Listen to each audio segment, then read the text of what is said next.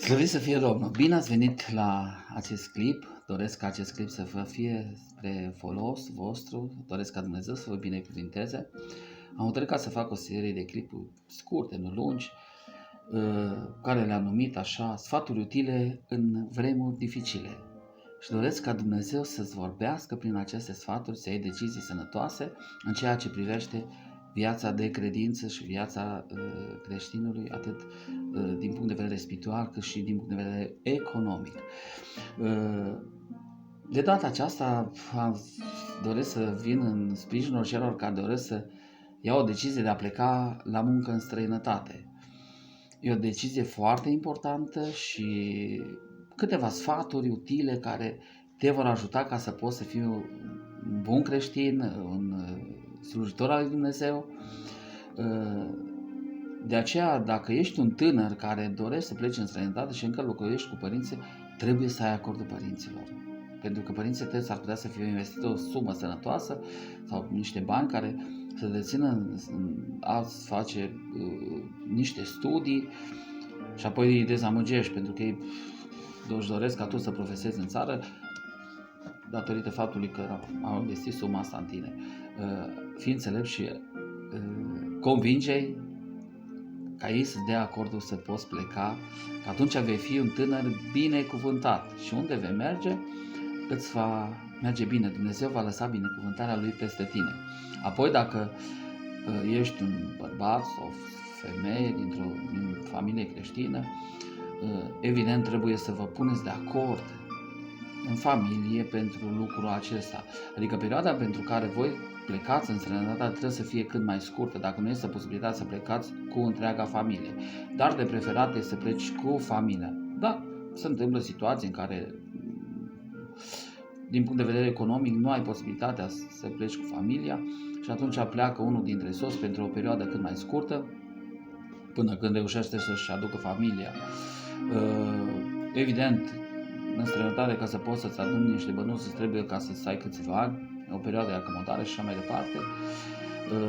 Și de aceasta e bine să plecați împreună, să plece toată familia. Sau dacă unul dintre soți pleacă, perioada să fie cât mai scurtă. Apoi, pasul 2. Stai de vorbă cu Domnul. Vezi dacă Domnul e de acord cu plecarea ta. Pentru că s-ar putea ca Dumnezeu să aibă nevoie de tine în țară, s-ar putea ca Dumnezeu să te folosească acolo și tu să pleci datorită situației economice prin care treci. Poate Dumnezeu a îngăduit o perioadă mai critică în viața ta tocmai pentru a te încerca. De aceea este indicat ca să stai de vorbă cu Domnul. Cei care vin din mediul penticostal sau din bisericile cu orientare penticostală știu destul de bine despre ce vorbesc și evident clipul ăsta e adresat celor care vin din acest mediu. Stai de vorbă cu Domnul, întreabă-L pe Domnul: Doamne, îngădui să plec acolo, pot să plec acolo? Și Domnul evident îți va răspunde în bunătatea Lui și vei ști ce decizie să iei. Dacă Domnul îți îngăduie plecarea ta, du-te cu siguranță că vei fi binecuvântat. Iar dacă Domnul nu îngăduie lucrul acesta, s-ar putea ca binecuvântarea să nu vină peste tine și să pierzi și chiar ce ai avut. Apoi vezi dacă în biserica în orașul în care tu vrei să mergi, există o biserică asemănătoare cu biserica în care tu ai plecat din țară. Dacă este lucrarea Duhului Sfânt în biserica respectivă. Pentru că s-ar putea să pleci și să nu găsești ceea ce te-ai așteptat.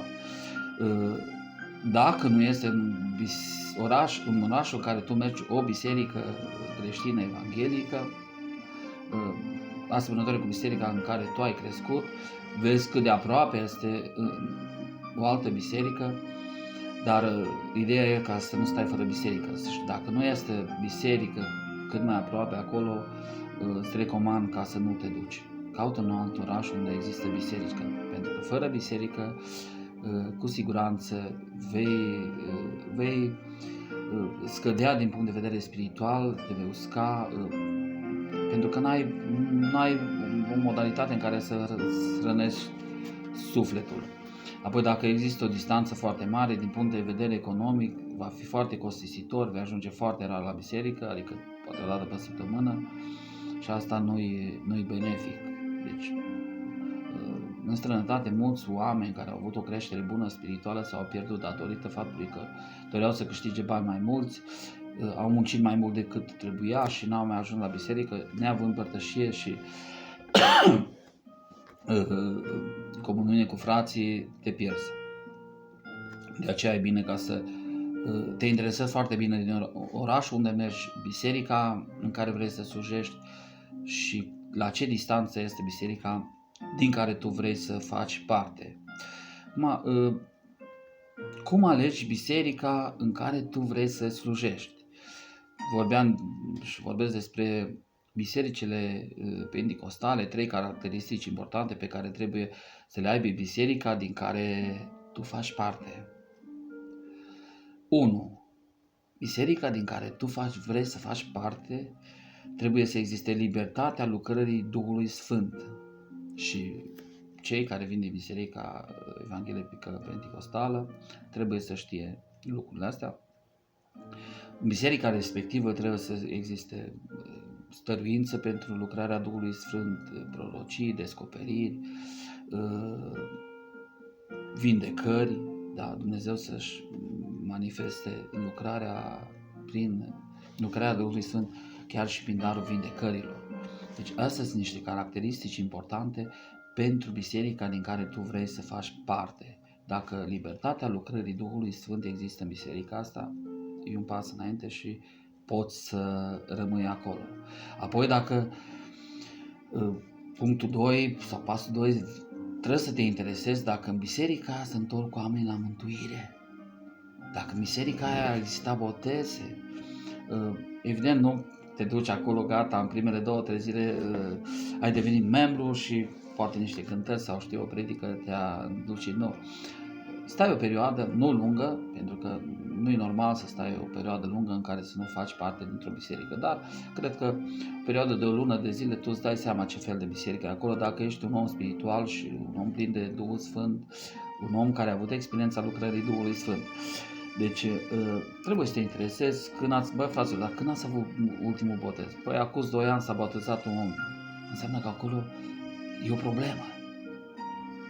Pentru că sunt foarte mulți români care n-au avut tangență cu Evanghelia și să mergi într-un oraș și să spui, da, acum 2 ani am avut un botez, înseamnă că acolo e o problemă în biserica respectivă. Trebuie să fii foarte atent la lucrarea asta. Da? Deci libertatea Duhului Sfânt,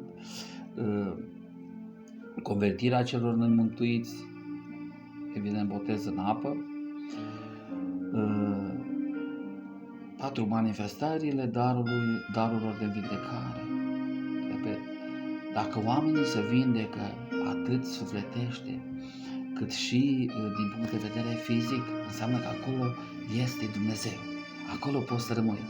Dar dacă în biserica aia între fraților, dar s-a vindecat cineva aici, a fost cineva vindecat de cancer, de orice boală. Și spun să nu. Îți recomand caută-ți altă biserică. Caută-ți altă biserică. Pentru că sunt atât de multe biserici în străinătate în care pot să spun că nu există Dumnezeu. Biserici fără Dumnezeu. Și acolo unde nu este Duhul Sfânt, acolo unde nu este liberă lucrarea Duhului Sfânt, nu este Dumnezeu. Dureros, dar e adevărat. Câte biserici creștine nu sunt în care efectiv nu este Dumnezeu. Ei cred că Dumnezeu e cu ele, dar Dumnezeu acolo nu este. Bun, ce să fac dacă nu găsesc o astfel de biserică? Spuneam și la început, caut în apropiere o altă biserică care să aibă cele mai submenționate, apoi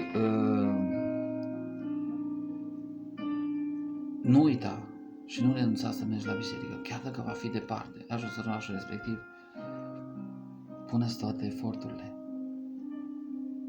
și caută biserica sănătoasă, pentru că nemersul la biserică evident te va depărta de Dumnezeu.